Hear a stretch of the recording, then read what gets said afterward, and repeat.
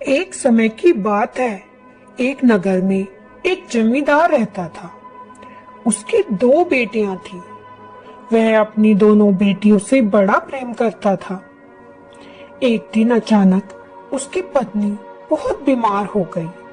वह अपने पति से कहने लगी, सुनो जी, अगर कल को मुझे कुछ हो गया तो आप दूसरा विवाह मत करना, नहीं तो मेरे बच्चों को वो माँ वाला प्यार कोई और ना दे पाएगी। जमींदार बोला, अरे पगली, तुझे क्या होगा? तुझे कुछ नहीं होगा। तू मेरे साथ हमेशा रहेगी और मैं अपनी बच्चियों के लिए दूसरा विवाह भी नहीं करूंगा। जमींदार की पत्नी को तसल्ली हो गई, लेकिन होने को कौन टाल सकता था। एक दिन जमींदार की पत्नी स्वर्ग सिधार गई। जमींदार अपनी दोनों छोटी बच्चियों को कैसे पालता? उसने रिश्तेदारों के कहने में आकर दूसरा विवाह कर लिया। दूसरी पत्नी उन लड़कियों से बड़ी नफरत करती थी। वे दोनों लड़कियां उस सौतेली माँ को फूटी आंख ना भाती थी। एक दिन जमींदार किसी काम से बाहर गया हुआ था। तब उस सौतेली माँ ने उन दोनों बेटियों को खाना तक ना दिया, घर का सारा काम करवाया। दोनों बेटियां घर के बाहर बैठी रोती रही, धूप में बिलखती रही, लेकिन उस सौतेली माँ ने उन्हें घर में भी ना बुलाया।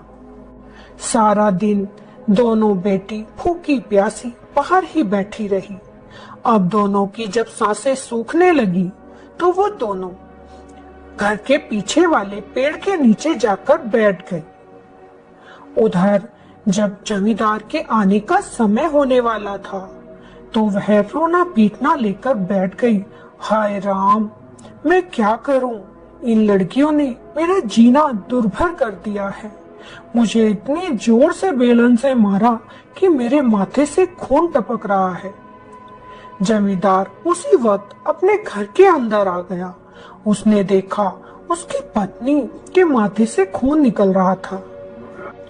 जमींदार ने अपनी पत्नी से पूछा, अरे ये चोट कैसे लगी? तब जमींदार ने जोर जोर से रोने लगी और झूठ मूठ बोल दिया कि तुम्हारी बेटियों ने मुझे आज बेलन से मारा, मुझे लहूलुहान कर दिया। अगर वे दोनों इस घर में रहेंगी तो मैं ना रहूंगी, मैं अभी इस घर से चली जाऊंगी। जमींदार बोला, अरे बच्ची है, गलती हो गई होगी, लेकिन वह तो ठान कर बैठी हुई थी कि आज तो उन लड़कियों को घर से निकलवाना है। उसने जमींदार से कहा, या तो तुम मुझे अपनाओगे या अपनी बेटियों को अपनाओगे, एक को ही अब इस घर में रहना होगा। जमींदार ने सोचा कि अगर इसे घर से निकाल दिया तो घर कैसे चल पाएगा। उसने घर के बाहर लिखवा दिया कि अगर मरी हुई माँ की बेटियां हो तो घर से चले जाना, और अगर सौतेली माँ की बेटियां हो तो घर के अंदर आ जाना। दोनों बेटियां जब शाम को पेड़ के नीचे से उठकर अपने घर आने लगी तो उन्होंने दीवार पर ये सब पढ़ा। अब दोनों की दोनों वहीं से वापस हो चली। चलते चलते एक जंगल में पहुंच गई। जंगल में दोनों की दोनों ने थोड़ी सी लकड़ियां इकट्ठा की, पत्थर से आग जलाई और सेकने बैठ गई। अब छोटी बहन को नींद आने लगी। बड़ी बहन ने कुछ पत्ते तोड़े और अपनी छोटी बहन को उन पत्तों पर सुला दिया। दोनों ठंड में उस जंगल में बैठी हुई थी। ये सब माता पार्वती और भोले बाबा देख रहे थे कि दोनों बच्चियां कितनी दुखी हैं। माता पार्वती कहने लगी, हे प्रभु, इन दोनों के साथ बड़ा गलत हो रहा है, आप इनकी कोई ना कोई सहायता करो। भोले बाबा ने कहा, देवी, मैं इसमें कुछ नहीं कर सकता, जो इनके भाग्य में लिखा है वही इनके साथ होगा। लेकिन माता पार्वती कहाँ मानने वाली थी, वो तो हट कर बैठी। नहीं नाथ, आपको इनकी कोई ना कोई तो सहायता करनी ही होगी। भोले बाबा ने माता पार्वती की हट देखकर अपने जादू से दो फल प्रकट किए, एक कच्चा फल और एक पक्का फल।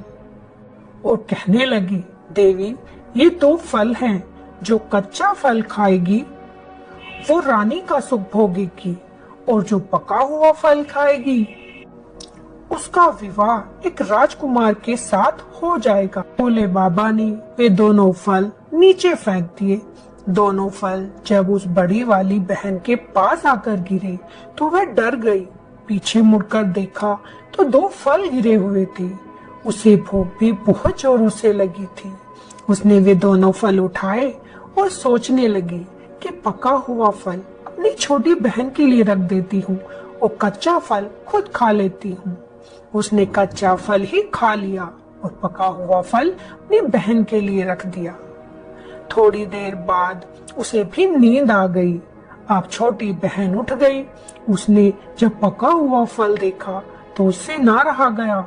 उसने वह सारा फल खा लिया, लेकिन सारा फल खाते ही उसे याद आ गया कि मेरी बहन तो भूखी होगी, उसने कुछ ना खाया होगा।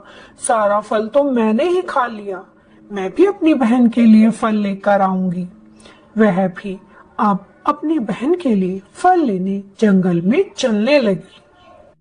चलते चलते वह बहुत आगे निकल गई, लेकिन उसे फल कहीं ना मिला। उसने सोचा, मैं तो बहुत दूर आ गई हूँ, मुझे अपनी बहन के पास वापस जाना चाहिए, वह मुझे ढूंढ रही होगी। वह जब वापस जाने लगी तो वह ये भूल गई कि वह कौन से रास्ते से आई थी। दो राह रास्ते में थी, समझ नहीं आ रहा था कि कौन से डगर पर जाऊं। बेचारी गलत राह पर निकल पड़ी और चलते चलते एक गांव में पहुंच गई। उस गांव में कुछ घर बने हुए थे, लेकिन सभी घरों के दरवाजे बंद थे। वह बड़ी हैरान हुई। आगे चली तो उसे एक बूढ़ी माई मिली।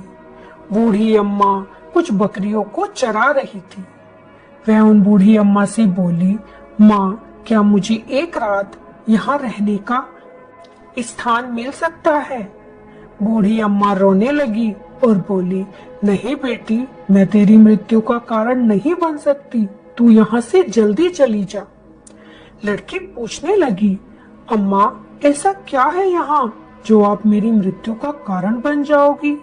तब बूढ़ी अम्मा ने रोते रोते सारी बात उस लड़की को बताई कि बेटी, यहाँ एक दानव रोज रात को आता है और किसी न किसी गांव वाले को उठाकर खा जाता है। एक दिन सभी गांव वालों ने विनती की कि हे दानव, हम रोज तेरे लिए भोजन का प्रबंध कर दिया करेंगे, तुम ऐसे किसी को भी उठाकर मत खाया करो। उस दिन से रोज एक आदमी उस दानव का निवाला बन जाता है। आज मेरी बारी है।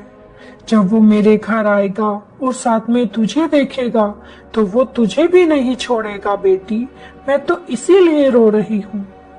लड़की कहने लगी, अम्मा, बस इतनी सी बात, तो चिंता ना कर, आ मेरे साथ। अब दोनों बूढ़ी माँ के घर चली गई। लड़की ने कहा, माँ, मुझे थोड़ी सूखी घास और कुछ दही चाहिए। बूढ़ी माँ बोली, अरे बेटी, घास तो मेरे घर के पीछे बहुत पड़ी है, और रही बात दही की, तो दही भी मेरे घर में बहुत है। सारा सामान तुझे यहीं मिल जाएगा। अब तो लड़की ने घास इकट्ठा की और उसकी एक लंबी सी चोटी बना दी। उस दही को इकट्ठा करके घर में रख लिया। जब रात को वह दानव उस बूढ़ी अम्मा को खाने के लिए घर के बाहर आया तो उस लड़की ने चतुराई से वह दही जोर से बाहर खिला दी। इतनी सारा सफेद सफेद देखकर वह दानव चौंक गया। अरे ये क्या है? ये किस दानव का इतना सारा थूक है? अरे जिसका इतना सारा थूक है वो कितना बड़ा होगा, वो कितना भयानक होगा। यही दानव सोच रहा था। तभी लड़की ने वह घास वाली लंबी चोटी बाहर फेंक दी। दानव उस चोटी को देखकर और भी ज्यादा घबरा गया। जिसकी इतनी बड़ी चोटी, वो दानव कितना बड़ा होगा, वो तो मुझे जरूर खा जाएगा। दानव ये सारी बातें सोच ही रहा था कि लड़की अपनी आवाज को थोड़ा मोटा करके बोली, अरे ओ बुढ़िया, तुझे खाने से मेरा पेट नहीं भरेगा।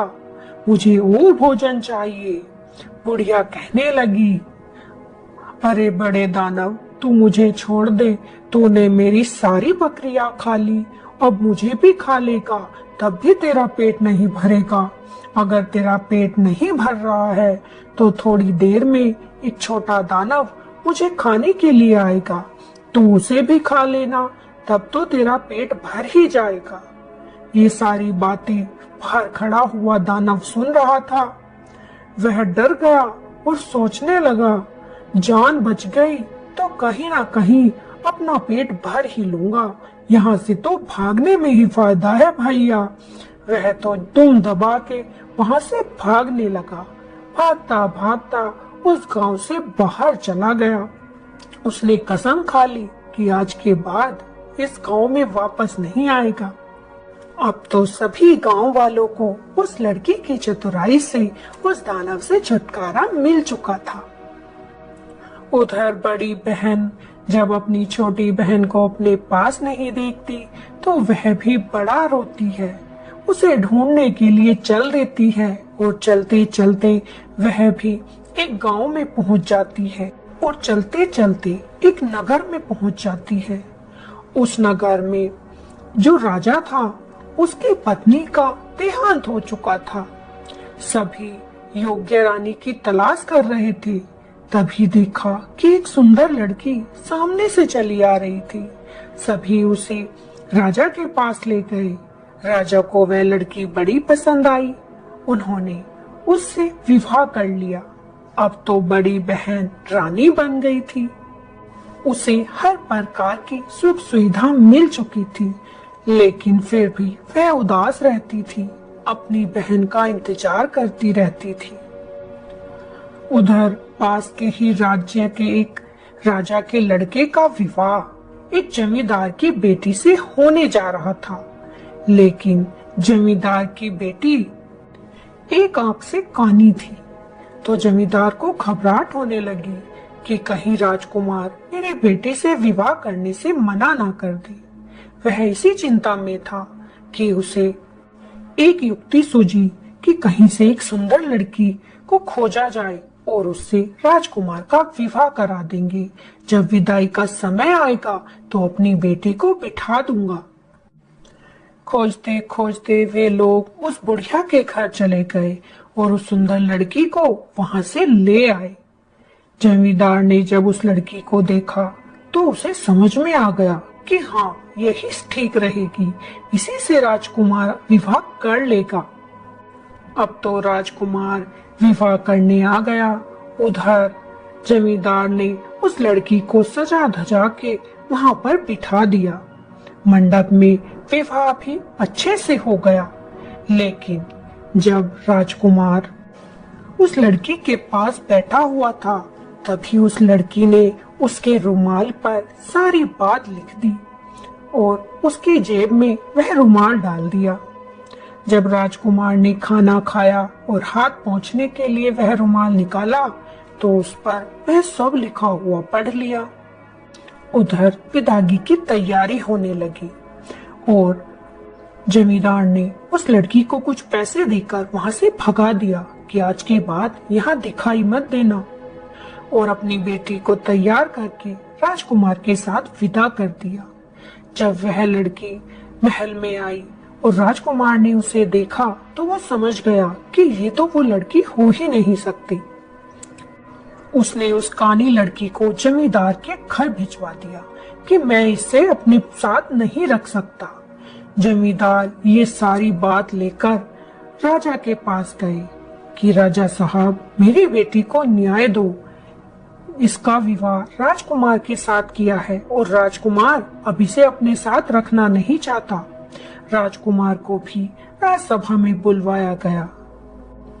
तब राजकुमार ने वो रुमाल पर लिखी हुई सारी बात राजा को सुनाई। वहां पर रानी भी बैठी हुई थी। रानी ने जब वे सारी बातें सुनी तो वो समझ गई कि वो और कोई नहीं, मेरी बहन ही है। रानी ने उठकर कहा, वो लड़की कहाँ है, उसे यहाँ बुलाया जाए, मैं उससे कुछ पूछना चाहती हूँ। अब सबने पूछा जमींदार बता, उस लड़की को कहाँ भेजा है? जमींदार ने बता दिया कि एक बुढ़िया के पास उस लड़की को हमने देखा था, शायद वहीं पर होगी। राजा ने अपने कुछ सैनिक बुढ़िया के पास भेजे और उस लड़की को वहां से बुलवा लिया।